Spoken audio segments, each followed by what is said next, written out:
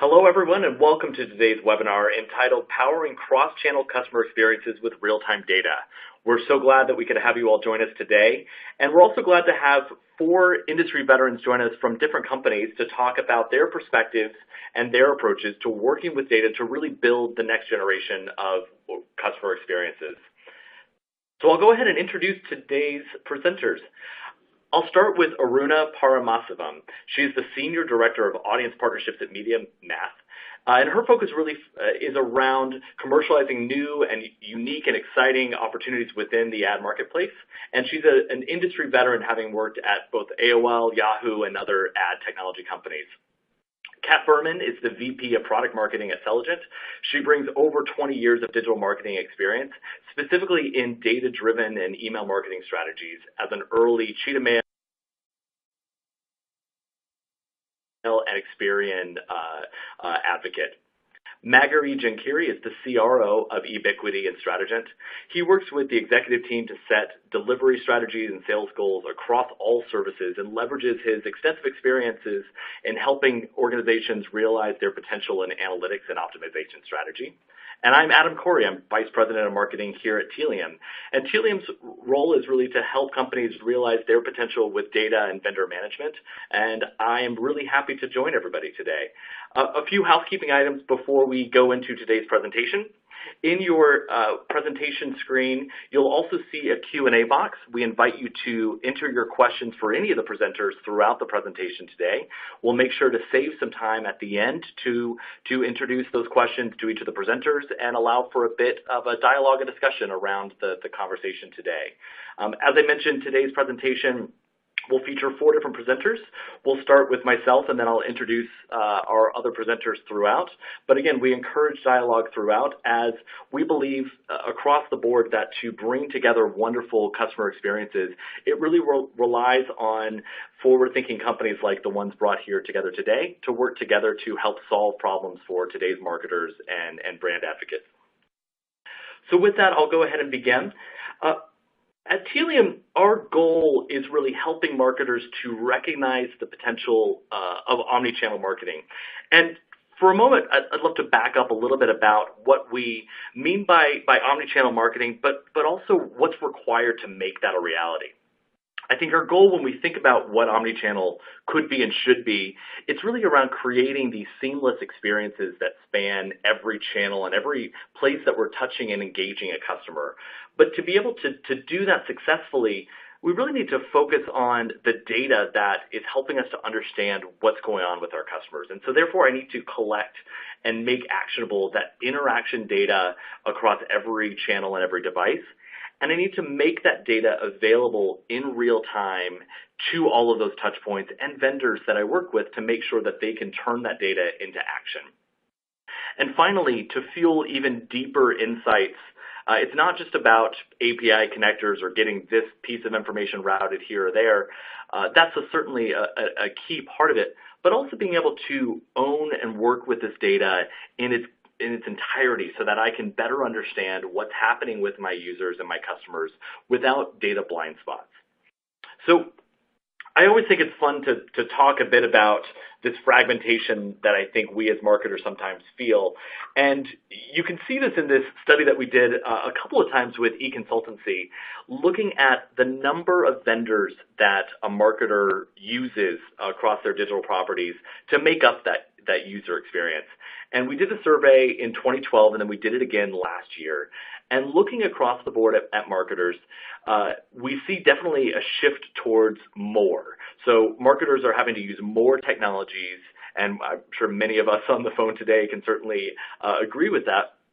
But with sometimes those additional technologies, we certainly have sometimes a fragmented approach to how we work together with those technologies.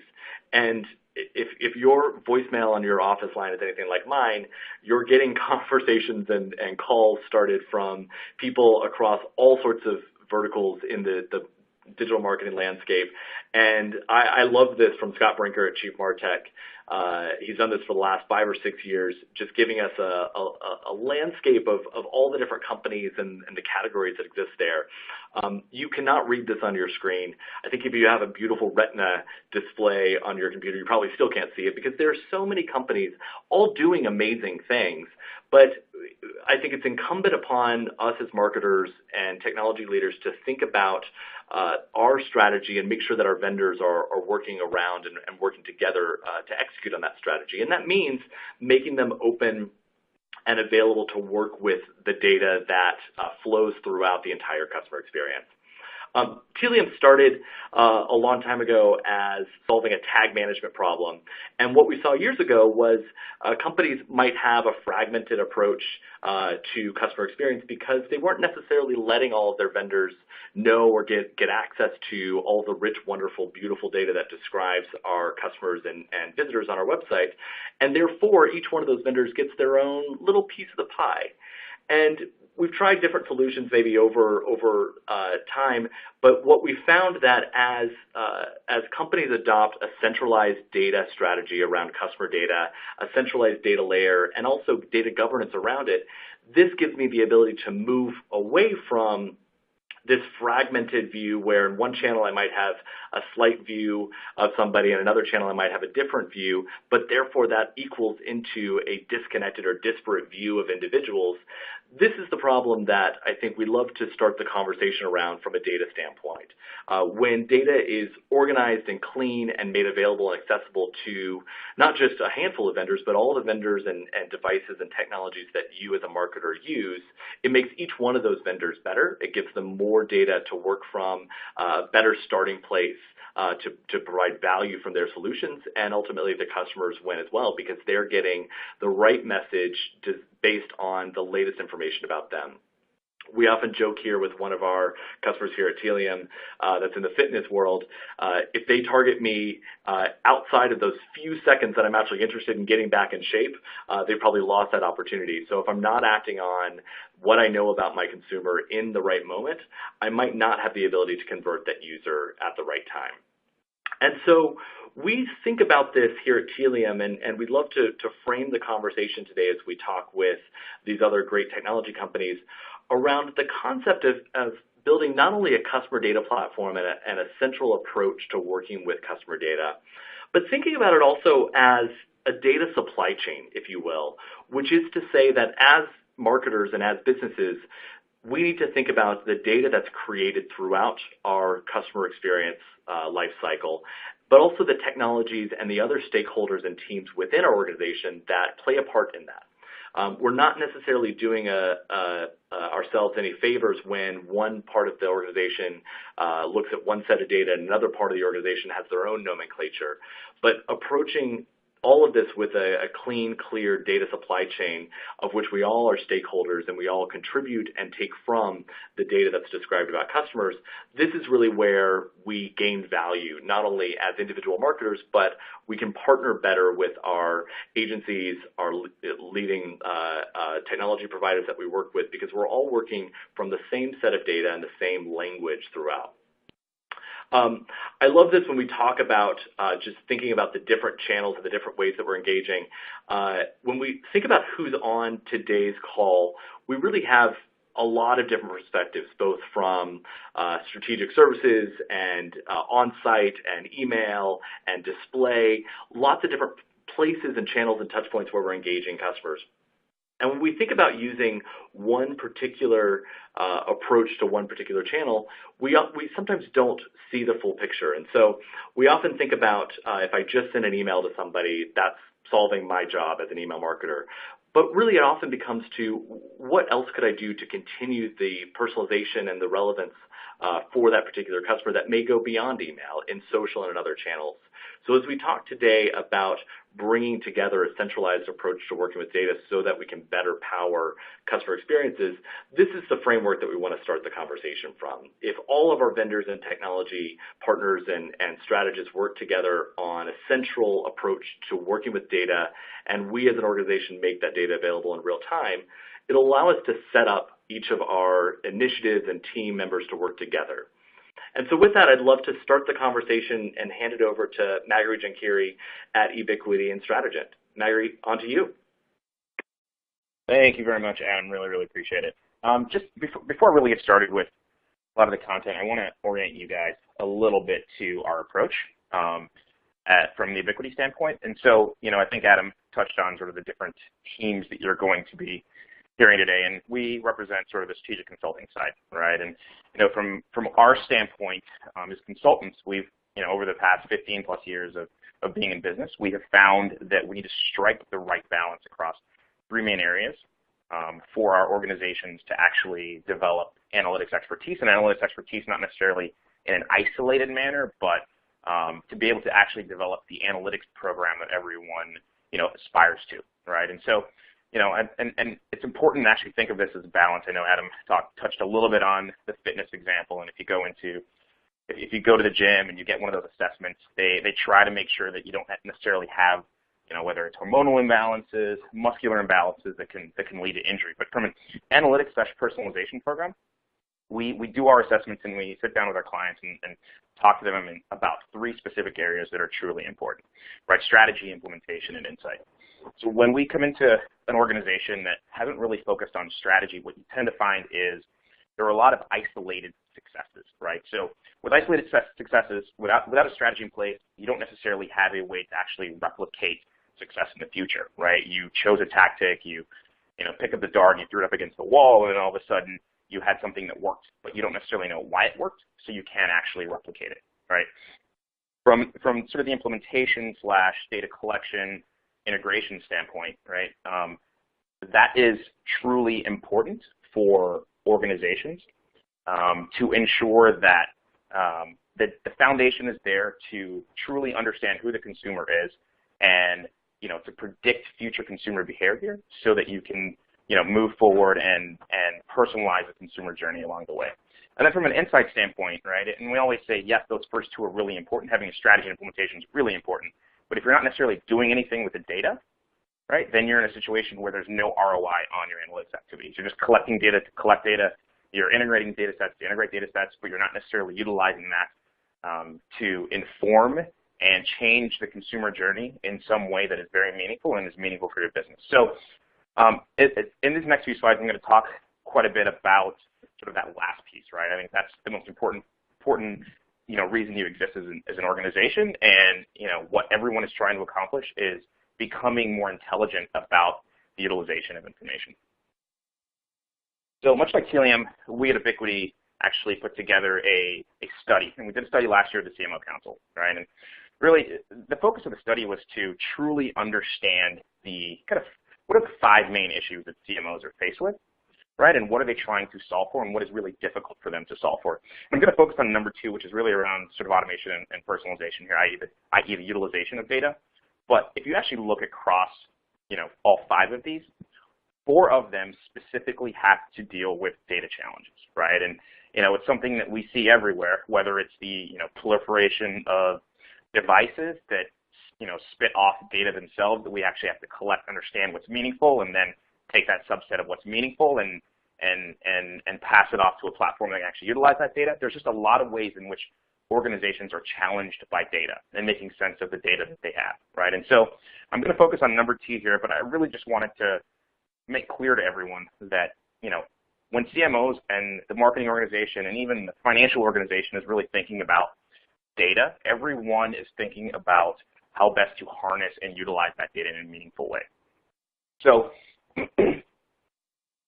one of the things that, that organizations historically have done, so organizations obviously are made up of humans, and humans have human nature, and it's in our human nature to I would say, we'll call it fight the battle that's in front of us or solve the problem that's directly in front of us. So 10 to 15 years ago, the problem that was in front of us is we had data that resided in multiple different places, right? And so the challenge then was, we wanted to do, segmentation, some clustering, some modeling on that, but we really needed that data to reside in the same place. And so, we had these, large data warehouses that were built to actually house the information, whether it's Teradata, Oracle DB2. And organizations were purely focused on bringing that data together and to reside in that one system. So you could put a BI platform on top of it, and you could sort of run some of the really cool and interesting analysis, right? And so that was great, and that's really where a lot of our clients were focused on 10 years ago, right? It was, let's bring the data together, let's do some deep data mining, truly understand who our customer is and what our customer wants to do, and how we can, communicate to that customer to move them through whatever sort of funnel we want them to. Whether it's the purchase funnel, whether it's the whether it's the sign-up funnel, whatever it is, whatever we're trying to force move the end user towards. There was the approach of, let's bring the data together, understand who this person is, and then let's think about how we actually action on this. And then that last point is really important, because organizations then started realizing that, you know what, this data now resides in one place, but it's not necessarily in a usable format that allows me to personalize the consumer journey, right? And so we then came up with sort of this I wouldn't even call it a hypothesis, it's just a known fact that we needed to move not necessarily the entire data set, but now that we've actually gone through the process of understanding what the most important pieces of information are about individuals, the question that we try to solve for is, how do we actually move this much closer to the user experience so that we could utilize that data to personalize and inform behavior, right? And so, when we start thinking of solutions that were built very specifically to allow for the personalization of the customer journey, right? That's where we come up with solutions like Tealium and Audience Street, right? Where, because, I think Adam talked a little bit about the history of, what Tealium used to be and then what Tealium has transformed itself to be. It's really the single repository of visitor profile behavior, no matter where that information comes from. If it's email openings, if it's the CRM, if it's, clickstream behavior, all of that is available for you to actually personalize the consumer journey. And so what we saw was, our clients started having to think more intelligently about personalization, optimization, and the consumer journey.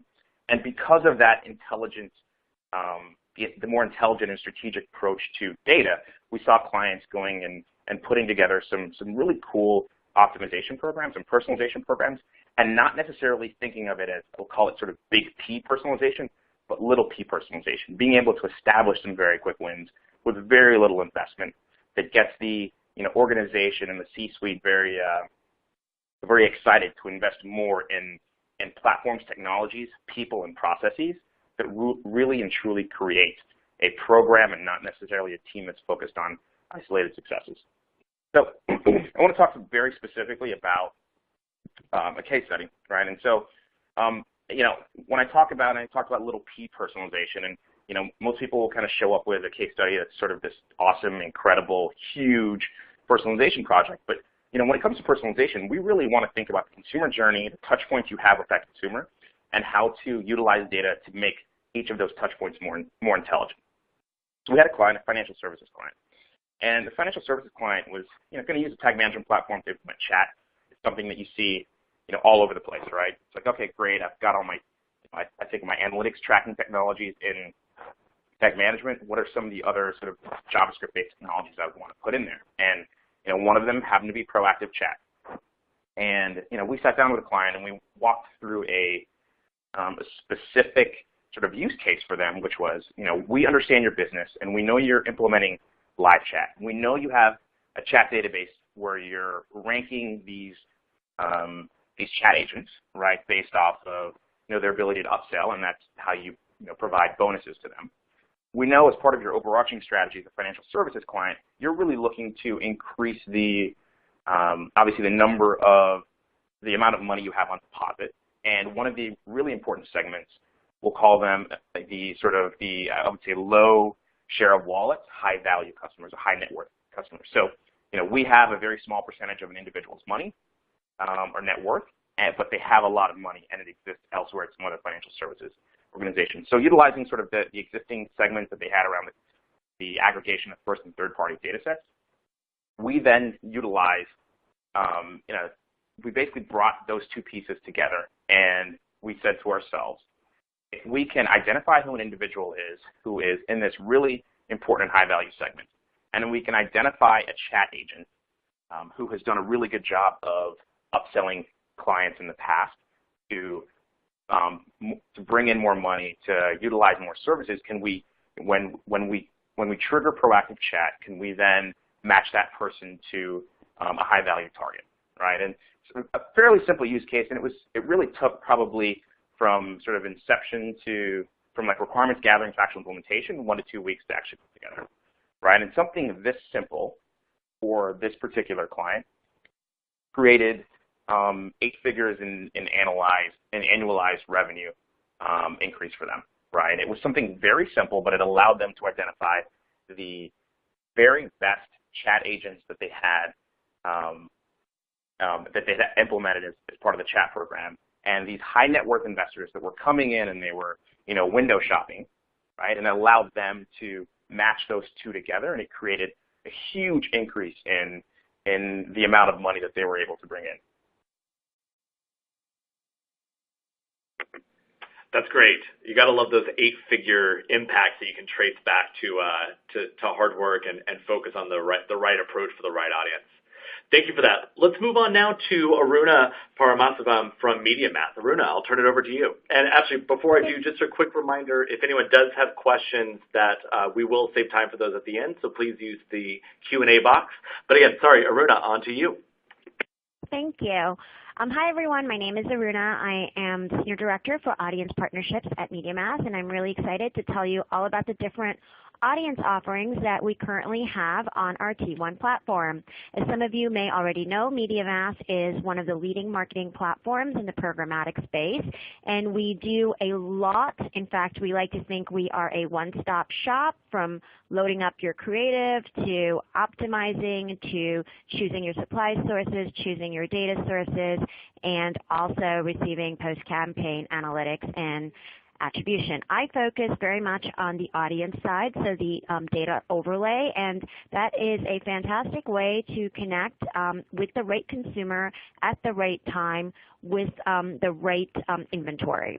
So I've got a little diagram here of all the different components of our Terminal One platform, and focusing on audience partnership. What this is, it's an open ecosystem where we enable our clients to connect with over 100 partners, and these partners empower you to easily integrate and build to reach the right audiences, as I mentioned. And we have all kinds of audiences, from CRM onboarding to third party to even our own proprietary data set, Helix, which falls in the second party data category.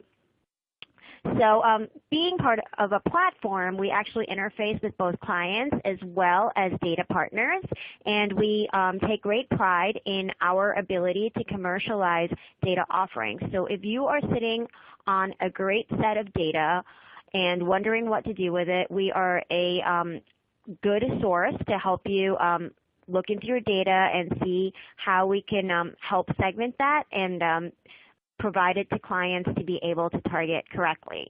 And as part of our commercialization plan for different types of partners, we offer a go-to-market plan with various different strategies. We have a platform that is a portal for all partners to load up collateral. We provide a lot of commercialization support. We put together joint collateral. We do email campaigns and webinar campaigns such as this. So Telium is one of our partners that we use for tag management and a little bit of their DMP offering, and that's why we are on this webinar with them, as well as some of their other strategic partners. We look for joint opportunities, and ultimately we are looking for success for our data partner to reach the right audience. So again, we serve as a middleman in this scenario.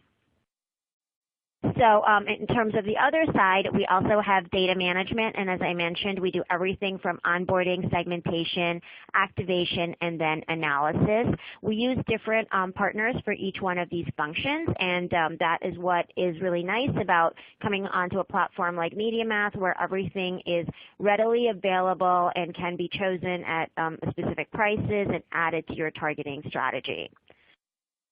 So the types of audiences we have, I mentioned CRM onboarding, and what this is basically taking your offline data. So if you are a catalog or if you are a store and you have customers that are currently purchasing point of sale data or just a CRM database, and you would like to find these customers online, we put you in touch with the right partner for that. Some of the partners that we use for CRM onboarding right now are LiveRamp, Datalogic's OnRamp, as well as Neustar.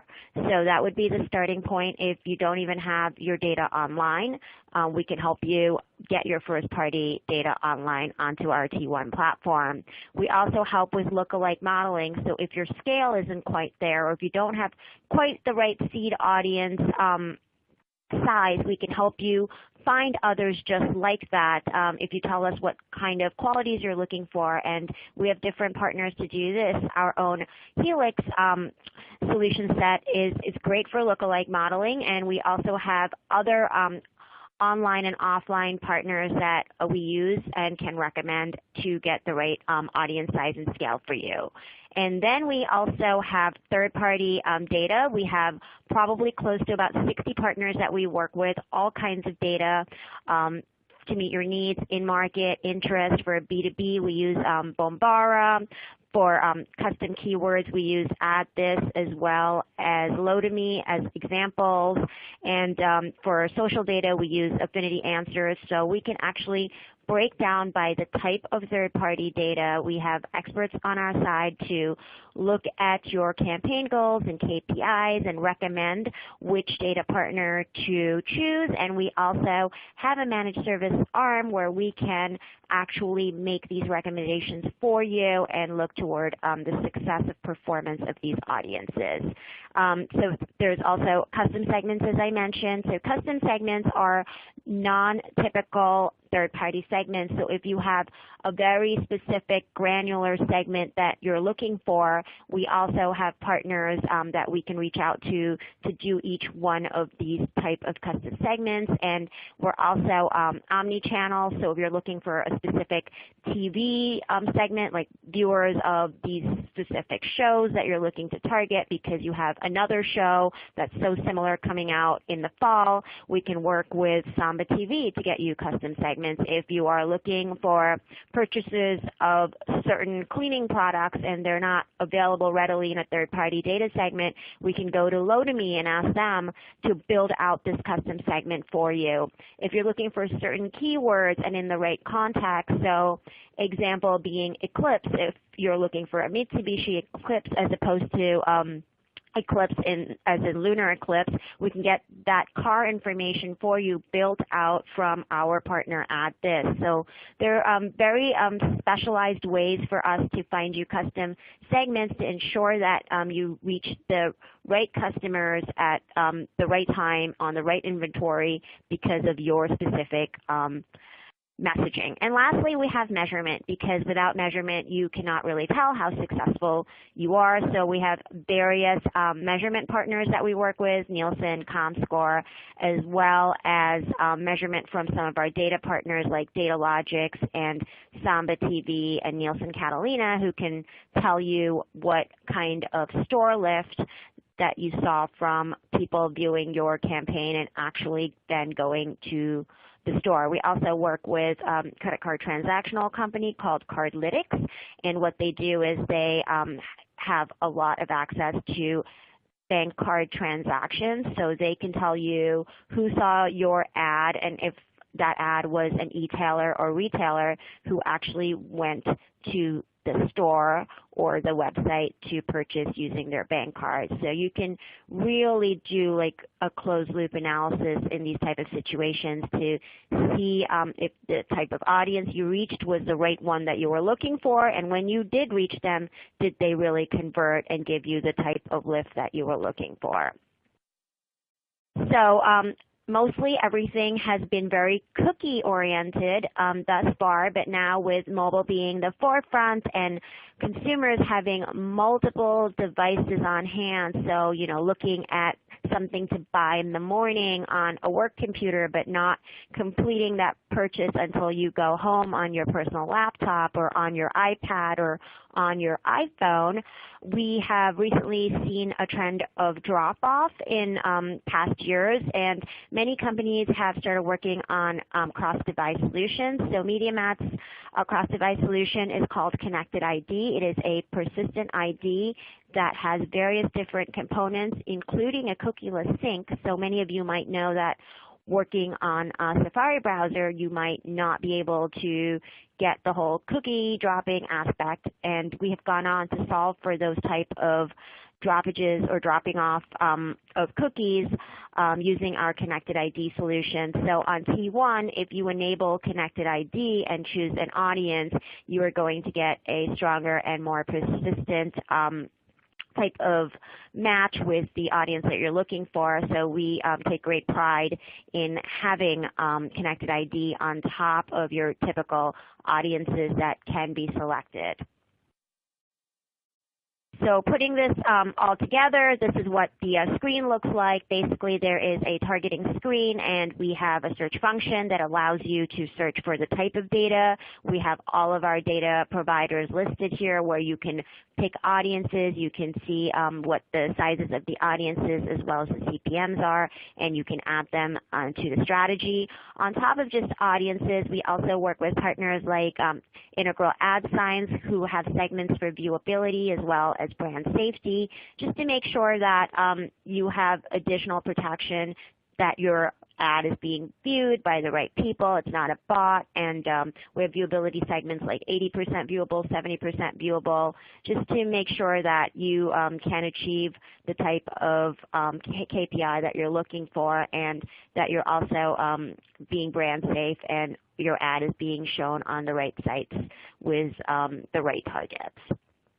So how does this all come together? I'd like to illustrate that through a case study, and this is a case study that we recently did.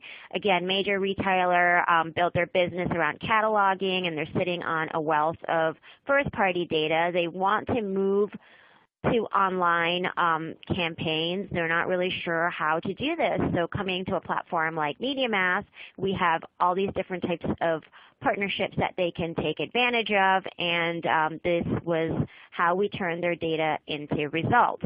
So their goal was to gain new customers. They were looking for customers online. They were looking for a typical type of customer that they felt would work well with the kind of retail merchandise that they sold. So they're looking for younger customers. And overall, their goal was to increase ROI and get the most out of their offline segments. So given all the partnerships that we have, our first step was to onboard their first-party data, both online and offline. So we were able to align them with one of our CRM onboarders and use a DMP to get their data online. And given the segment size and the fact that they were looking to expand this, we were able to use modeling to create lookalikes of high-value customers. And on top of this, we were able to segment and add third-party layering to look for the younger customers that they were typically going after. So we have a lot of millennial type segments. Social segments are a great way to reach the younger generation these days, given that they're on a lot of different types of social media. And we were able to directly track performance back to the specific goals that this retailer had. And that is how you bring the full customer journey together from a pure audiences and data perspective. And it's really important to understand the whole journey that the customer goes through from start to finish, to be able to give them what they're looking for and to allow marketers to have the experience that they're looking to create for the customer. So that is kind of the whole story here with using audiences and partnerships on a programmatic platform like MediaMath. And with that, I would like to pass over to Kat Berman.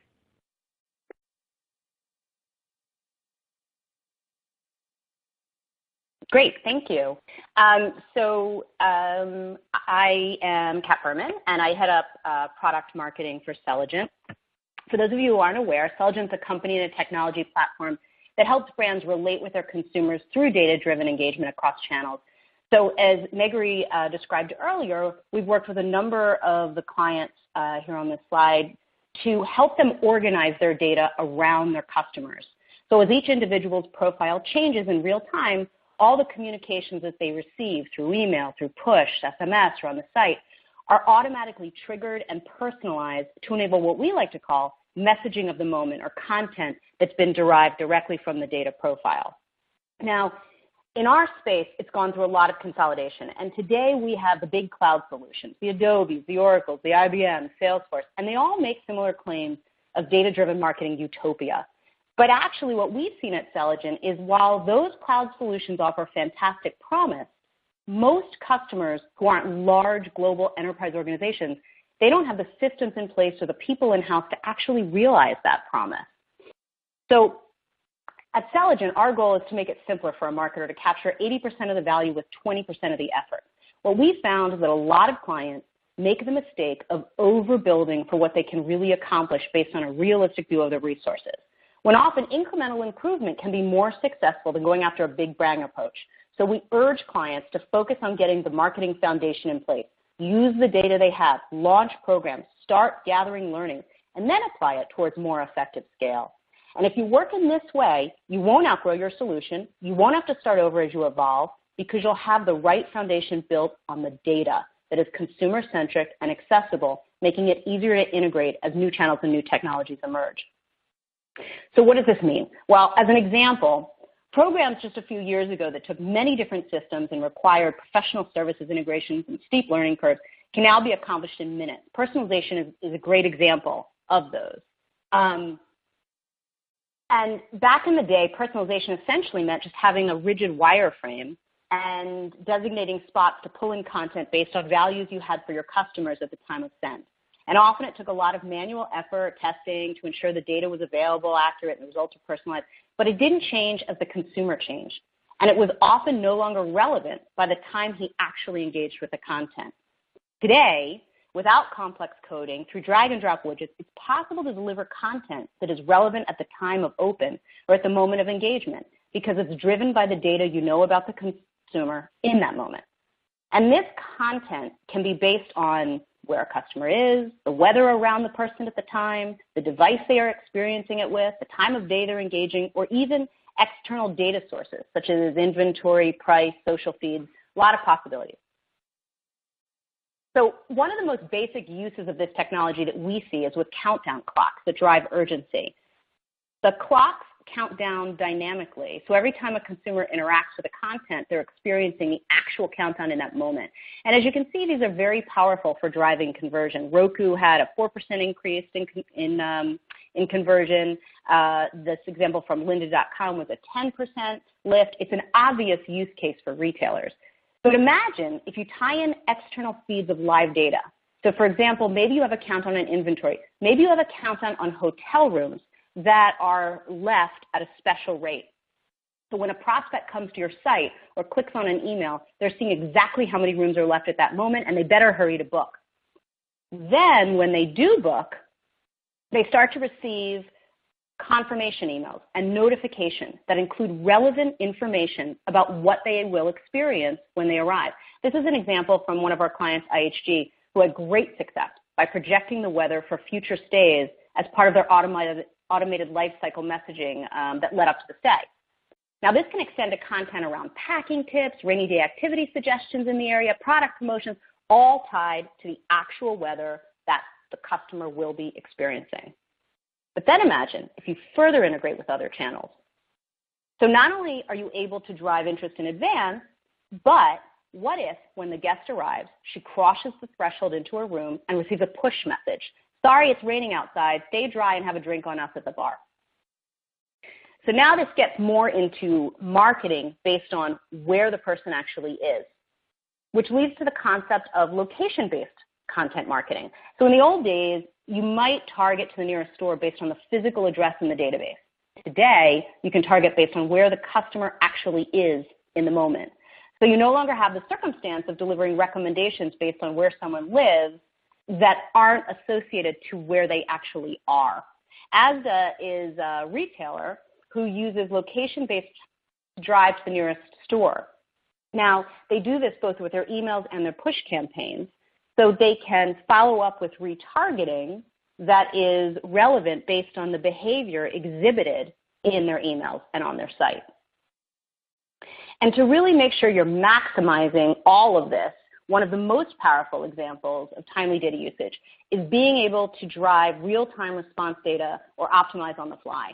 So for example, if you experience that a particular creative or creative elements are performing better than others, at the time of open, you should deliver the higher performing creative.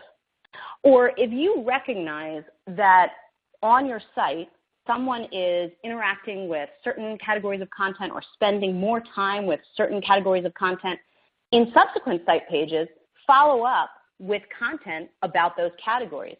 Or in emails that you deliver or push notifications that you send after they leave your site, use that information about what their category interests are to support the content that you're delivering. These are just a few examples of how you can use data to engage a consumer with your brand.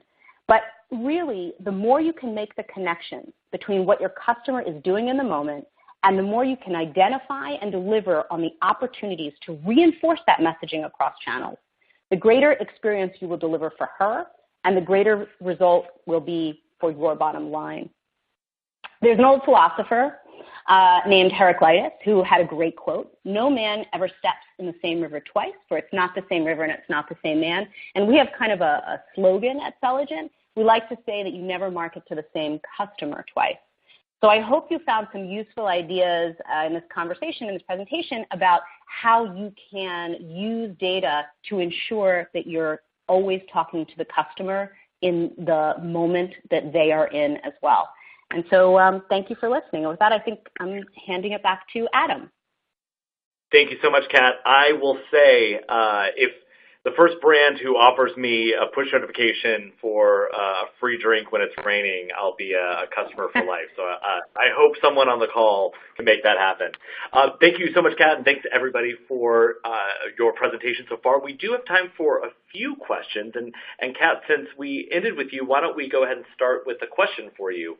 The question is, can you do image optimization that you mentioned on a website or only in email?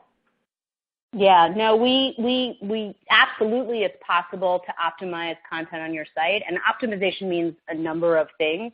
The example that I described is basically optimizing the actual content that you're delivering based on what the person is interested in that moment. But you can also optimize based on which, like we talked about, which creative is performing better, or you can incorporate information that you know about your customer, maybe historical transactional information, maybe demographic information that you have on your customer, as well as site behavior, to make sure that you are honing in on what is the most powerful message for that person.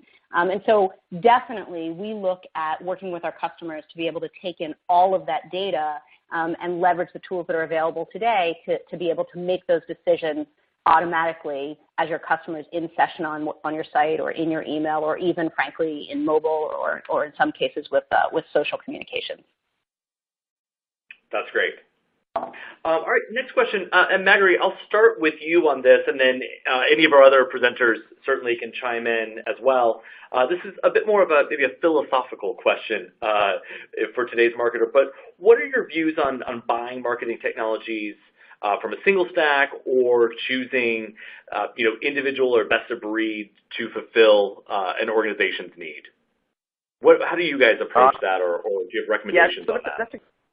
Yeah, it's a really good question, and we get that a lot, especially as Adobe and IBM and Salesforce, Oracle, everyone's sort of building their own version of their own cloud, right? And Google just announced their own Analytics 360 cloud, and I think that's we're getting that. It's a conversation that's coming up quite a bit, and we're getting those questions a lot, right? And so I do think one of the things that we try to preach to our clients, obviously, is utilize tag management for a myriad of reasons, whether it comes whether one of those reasons is flexibility in data collection, one of those reasons could be better utilization of data to drive personalization, which is what I discussed. But one of the other, and there's sort of many benefits. One of the other benefits that you have is you actually, with tag management, can mimic a lot of the integrations, the passing of segments from one platform to the next, making those segments available client side, which makes those segments then available in a real-time manner, which then allows you to sort of act on those segments, right? The utilization of tag management allows you to basically build the exact same integration utilizing best-of-breed platforms as you could if you just bought a full stack, whether it's a full stack with Adobe or other stacks out there, right? And so that's one of the things that we preach to our clients is, you want to take a step back and think about this more intelligently and just not say to yourself that, yes, there are benefits in going full stack, and here is a credit card, run this credit card and pay an exorbitant amount of money for functionality you may or may not need. Let's think intelligently about what you're trying to accomplish and utilize your existing, tag management vendor to build a lot of these integrations that then allow you to make the decision to choose the right technology, and not just the technology that has maybe 75 or 80% of the functionality that you need, but because it's part of a stack, you make that choice that way, right? So. Great. And actually, a couple somewhat related there in what you just brought up. But I think the next question is around how does tag management relate to non-digital data as well? And I think that's a great point that I can maybe chime in a bit when it comes to working with customer data, whether it's from a website or, in a data layer and a tag. I think it's really a part of both. So from a tag management standpoint and building a data layer, as Magharie was just speaking about, level set to make sure that from client side or from inside the browser, you have the best, most organized approach to collecting and working with that data there. But also from there, since that's helping to describe what's happening on that page or in that screen in a mobile app or throughout this session, being able to add to that with other data, potentially from other sources. If you're a travel company, the one that's hopefully going to send me a free glass of wine when it's raining next. But I might have loyalty data about me that certainly could help complete the picture for me as an individual. And that's where certainly leveraging things like Tealium's Audit Stream solution, which allows me to bring in offline and other data sets together to help complete that picture, really becomes key. And that allows me to then fuel really any of the other vendors with that complete picture. And that leads to the next question, which, Kat, I'll throw to you. As we talk about getting this data in from tag management and other places, this attendee is curious in how to integrate, once I have that site behavior, how do I integrate that into some of the live content examples? Is that possible to kind of bring in tag management or site browse behavior into those content examples? Yeah, absolutely. And I mean, like we've talked about pretty much throughout, the more you can integrate, the more close you will get to the customer's mindset. So that's absolutely something to shoot for. So, for example, just in a possible kind of way a customer might experience this, if someone visits your site, let's say it's a travel site and they're previewing a flight, but then they abandon, they go away. Immediately following, maybe they receive an email with a number of seats left on that flight. So at the time that they open the email, it will drive urgency. And then if the flight becomes sold out, maybe instead what they see is a promotion for, you missed that flight, but here's the next best option. And that's a way to really kind of continue the conversation so you're in context with what your customer is thinking when they were browsing. Got it. That's a great answer. Last question, which is a bit more of a housekeeping question, was around, are these slides and the presentation itself available after today? And yes, absolutely. So you'll receive a follow-up email here that will allow you to drill in and work with the presentation and replay it at your leisure. And I'd like to thank again all of our presenters today and everybody who dialed in and joined us from across the country. We appreciate your time, and we look forward to working with you and continuing the conversation in the future. Thanks so much.